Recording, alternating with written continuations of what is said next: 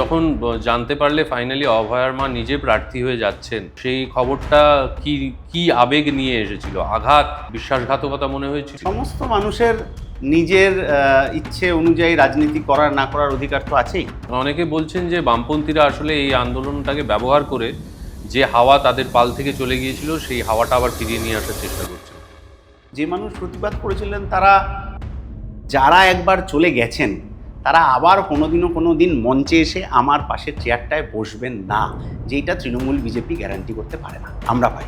মানবদা ক্যালকাটা ইউনিভার্সিটির মেন যে campus college স্ট্রিটে দাঁড়িয়ে বক্তৃতা করছেন, তার পাশে আরেকটু ওইদিকে একটা স্টেজে বক্তৃতা করছেন তৃণমূল ছাত্র পরিষদের নেতা বৈশ্যানর চট্টোপাধ্যায়। অনেক বছর পর মানবদার মেয়ে প্রেসিডেন্সিতে যখন এসএফআই করে, সে প্রেসিডেন্সির সামনে বক্তৃতা করছে, তখনও ক্যালকাটা ইউনিভার্সিটির সামনে তৃণমূল ছাত্র পরিষদের নেতা বৈশ্যানর চট্টোপাধ্যায় বক্তৃতা করছে।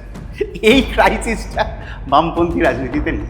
পানিহাটিতে এই মুহূর্তে তৃণমূলের সঙ্গে বিজেপির এবং বামেদের লড়াই, কে দ্বিতীয় হবে? বামপন্থী